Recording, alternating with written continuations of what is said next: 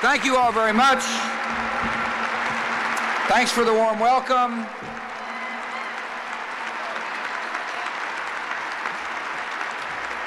Be seated. It is an honor to be here. Thanks for having me. I can't tell you how thrilled I am to be here with the men and women of the Indiana Black Expo as you celebrate your 35th anniversary. You know, I was reading about this organization. It is it shows the entrepreneurial spirit deep within the hearts of the founders of this organization and the people who are carrying on the proud tradition. I appreciate the fact that you provide scholarships, support programs that are transforming local communities. And as a result, you're lifting up thousands of citizens. I appreciate the example of leadership you set, and it's my honor to join you. Thanks for having me.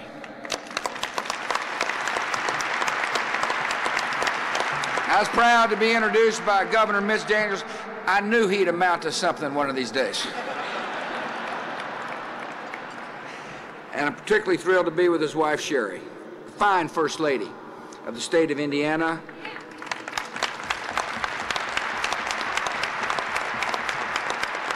Laura sends her love to both you and Mitch. She is, by the way, still on the continent of Africa.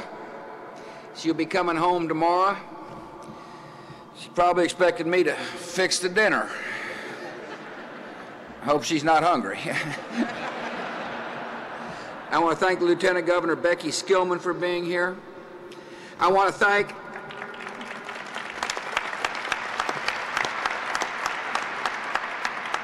Congresswoman Julia Carson for being here today.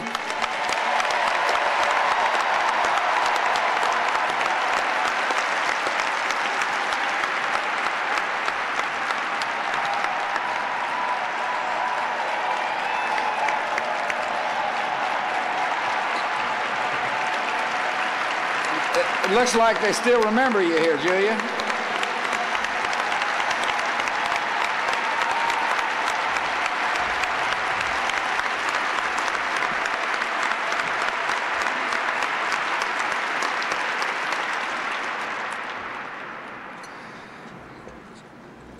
She was on Air Force One, and I went back to have a visit with her. Now, if you've never had a visit with Julia, she's got a lot of wisdom, and she's not afraid to speak her mind. She kind of reminds me of my mother. Thanks for being here. Thanks for coming down. I want to thank the Mayor, Bart Peterson of the City of Indianapolis, for joining us today. Mayor Peterson, appreciate you. Thanks for coming. I thank Arvis Dawson and Joyce Rogers and Jim Cummings for this fantastic invitation to come, and I want to thank you for your leadership. Appreciate you all being here. They tell me Quinn Buckner's here. Somewhere out there. There he is. I appreciate you coming. I'm old enough to remember the good old days in Indiana. Thanks for being here, Quinn. I'm honored you're here. I appreciate the fact that Vernice Williams came out to the airport today. I don't know if you know Vernice or not, but I find it very interesting, her story interesting, and it's a good example for all of us to listen to. Vernice has been a volunteer with Black Expo for 35 years. In other words, once this association got started, she said, I want to volunteer to help. She's involved with the IBE Youth Corps program, all aimed at helping at-risk youth to achieve academic achievement, to instill in them the desire to excel. In other words, she's a soldier in the army of compassion. And I appreciate the example Vernice has set. And if you want to serve your state and serve our nation, help somebody in need.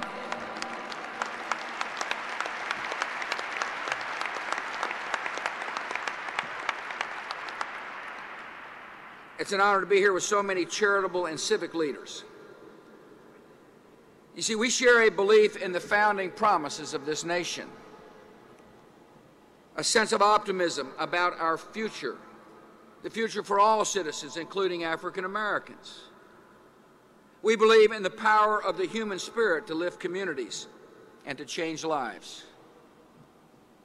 Together, we're working to achieve a great national goal, making our country a place where opportunity and prosperity are within reach for all Americans. I see an America where all our children are taught the basic skills they need to live up to their God-given potential. I see an America where every citizen owns a stake in the future of our country and where a growing economy creates jobs and opportunity for everyone. I see an America where most troubled neighborhoods become safe places of kinship and community. I see an America where every person of every race has the opportunity to strive for a better future and to take part of the promise of America. That's what I see. And I believe the government has a role to play in helping people gain the tools they need to build lives of dignity and purpose. That's at the heart of what I call compassionate conservatism. To ensure that the promise of America reaches all our citizens, we must begin with education. I don't believe you can succeed in America unless you get a good education.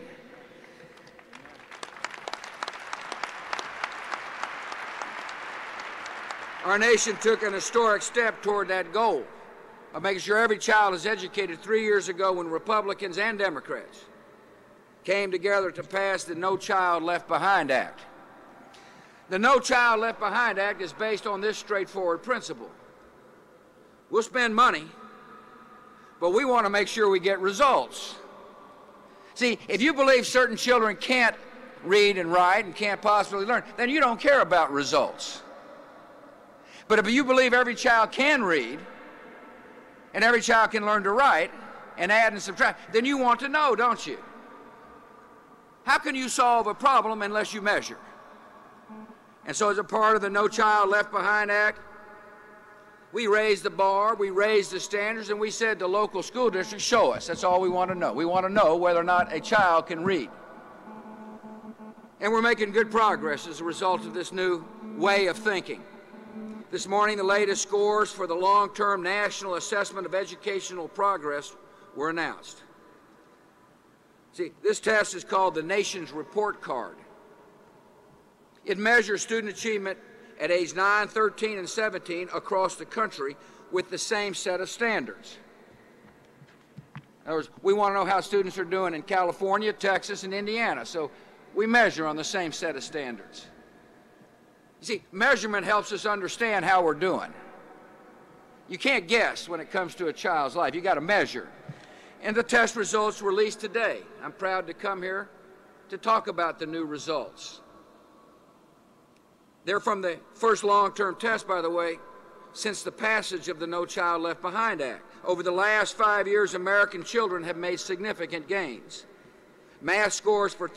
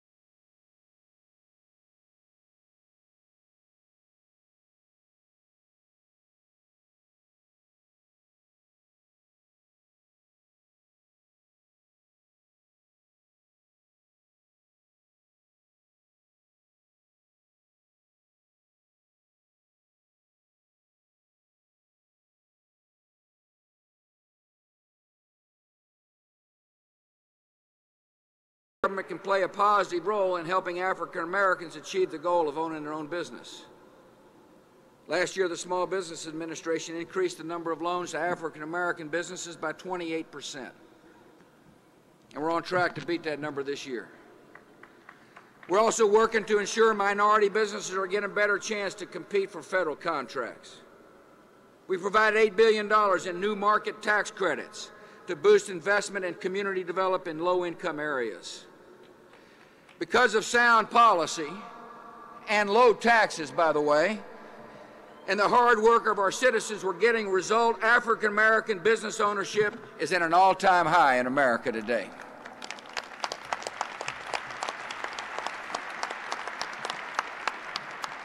We got some interesting ideas on how to build on this progress. We're working on a new initiative to help more African Americans and other minorities become business owners.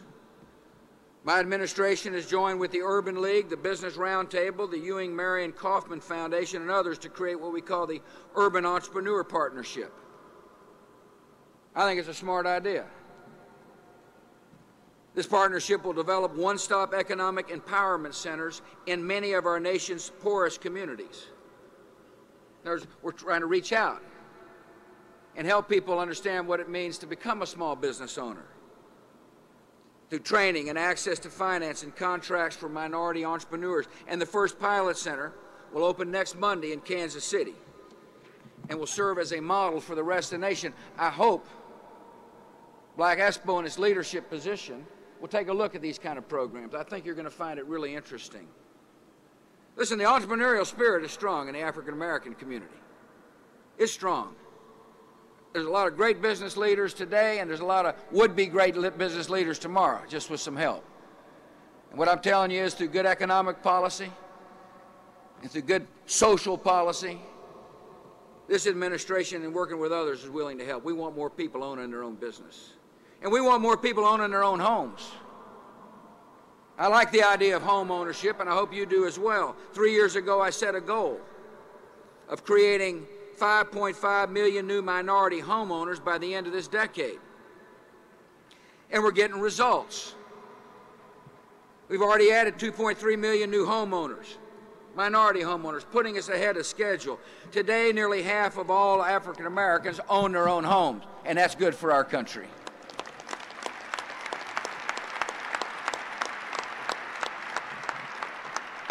And there's more we can do. We're going to provide down payment assistance for families, counseling for new home buyers. I don't know if you've ever seen one of those contracts, but the print's really small. We need to help people. Perhaps a good project for Black Expo is to join with Alphonso Jackson in the Housing of Urban Development to help people understand what's in the print so it doesn't, that small print doesn't frighten them off from becoming a first-time home buyer.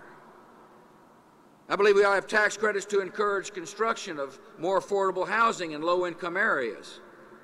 See, what I want is more and more people from all walks of life, including our African Americans, opening up the door where they live and saying, welcome to my home, welcome to my piece of property.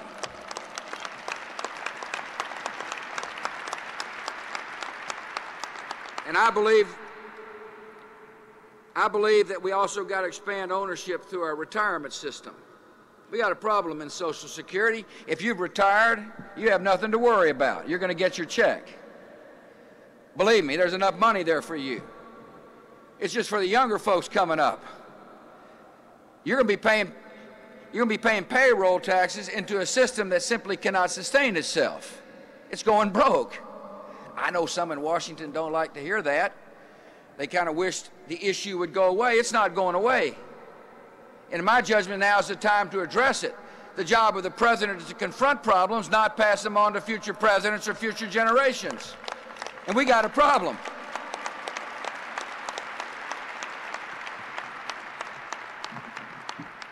I put some ideas out there. I hope both Republicans and Democrats forget politics for once in Washington, D.C. and focus on what's good for the younger folks in America. But I got another idea to make the system work better. I think younger workers ought to be allowed to take some of their own money and set it aside in a personal savings account that they can call their own. Now, this isn't a new idea. See, This isn't a new idea. I wasn't the one who thought about it. Guess who thought about it first? Members of the United States Congress. See, they get to have their own retirement system, and so do federal employees. And you can invest some of your own money, if you so choose, in a conservative mix of bonds and stocks, so you get a good rate of return on your money over time. See, it's your money. You get to watch it grow. My idea is this. If this idea is good enough for members of the United States Congress, it's good enough for working people all across the United States of America.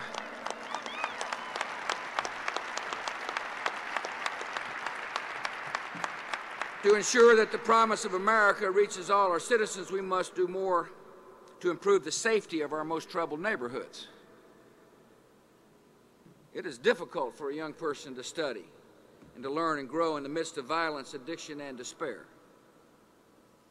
So we're fighting a scourge of drugs that destroys lives and wounds families and tears our community apart. We're aggressively prosecuting drug dealers and gun criminals. I mean, we're after them.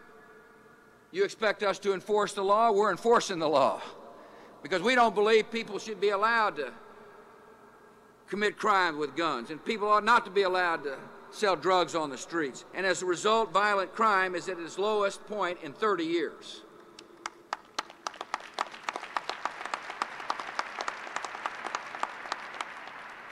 As we work to combat crime and keep our streets safe, we must ensure our criminal justice system is fair and effective. Americans of all races and backgrounds must be able to trust the legal system. They must be able to trust it so that no person is held to account for a crime he or she did not commit.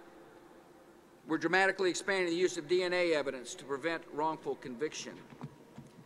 See, progress for African Americans, and for that matter all Americans, depends on the full protection of civil rights and equality under the law.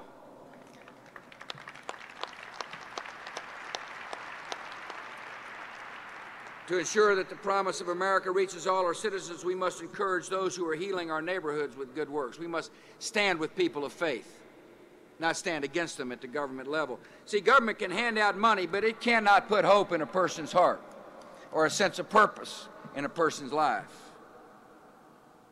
That happens when somebody puts an arm around somebody and says, "I love you. What can I do to help you? How can I be a part of making your life a better way?" See, the nation's faith-based and community groups bring kindness and acts of charity to harsh places across America. I call these folks the social entrepreneurs of America. They're trying to figure out ways to listen to that universal call to love a neighbor just like you'd like to be loved yourself and help heal the broken heart. And oftentimes those programs are a heck of a lot more effective than government programs. And therefore it seems like to me that instead of just applauding the leaders, we got to support the leaders. And one of the most important initiatives that I put out is to say to faith-based programs, you can access federal money. You have the right to be able to apply for grants without having to take the cross off the wall or the Star of David off your wall. You can interface with government without losing your mission. And we're making a difference. We're getting results. Last year we awarded $2 billion in competitive grants to faith-based institutions that are transforming our nation and our neighborhoods one heart and one soul at a time. Let me give you an example of what I'm talking about. Here in Indianapolis, the Zion Tabernacle Apostolic Church is reaching out to neighbors and helping lift up their communities. A social entrepreneur, a leader of the effort is Bishop Ferris, who is with us today. Let me tell you what the bishop has in mind and how he's going to be helped by the federal government. Secretary Alphonso Jackson, by the way, is a believer when it comes to the faith-based and community-based initiative. And so the Department of Housing and Urban Development has entered into a collaborative effort with his church, and they plan to break ground in October on 49 housing units for low-income elderly. And their new development will provide residents with shuttle services to stores and counseling and doctor appointments. I think this is a good use of taxpayers' money. I think it's a good way to say we're going to try to help improve people's lives, and the delivery systems don't have to be government. They can be people of compassion, people who've heard the call, people who want to make somebody's life better. So I want to thank you, Bishop, for doing what you're doing. And by the way, there's thousands of examples just like the bishops all across the country. As we ensure that America's promise reaches all our citizens, we're defending the freedom that makes this progress possible. Our foreign policy is tough, and it is compassionate. The bombings in London last week are a grim reminder that free nations face dangerous enemies who hate our freedom and who kill in cold blood. We're on the offense against these terrorists overseas. We will bring them to justice so they don't murder more of our citizens and other citizens around the world. And as we hunt down the terrorists, we're offering an alternative to their hateful ideology. You see, we're spreading freedom and hope to millions. Because we acted, more than 50 million people, 50 million, in Iraq and Afghanistan now live in freedom. And across the broader Middle East, many are claiming their liberty as well. By spreading freedom in a troubled region, we're making this country more secure. We're laying the foundation of peace for generations to come. I believe that freedom is not America's gift to the world. It is the Almighty God's gift to each man and woman in this world. I believe that human rights are not determined by race or nationality or diminished by distance. As Americans are moved to action, we are moved to action when we see millions in Africa who are facing famine or dying of malaria or the AIDS pandemic. Last year, the United States of America provided nearly 60% of the global food aid to the continent of Africa. We're supporting an aggressive campaign to cut the mortality rate of malaria in half. We're taking the lead when it comes to compassion around the world. And since 2003, the United States of America has led the world. We have undertaken an historic initiative to help the nations of Africa combat HIV/AIDS. So far, thanks to the leadership of a former Hoosier, Randy Tobias, we have delivered life-saving treatment to more than 230,000 people on the continent of Africa, and there's more work to be done.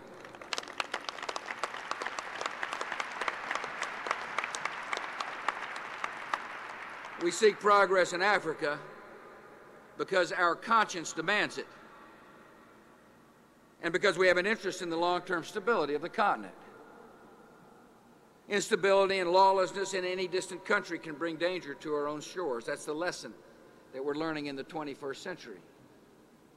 The United States of America will help Africa's leaders bring democracy and prosperity and hope. And this will bring security to our country and peace to the world. Today, we live in the most hopeful time in human history. These are exciting times. The hope of liberty is spreading across the world. Just watch what's happening. And the hope and opportunity are spreading across our country as well. We will continue to work for the day when the blessings of freedom reach everybody who lives in this country. And the reason I've come today is because your work shows the dignity and equality and potential of every person. I'm here to herald the good works of good people of good heart. You've inspired Americans with your commitment to service and education and opportunity. You're helping to unite people of all races. I'm proud of your work. May God continue to bless your families, and may God continue to bless our great nation. Thanks for letting me come.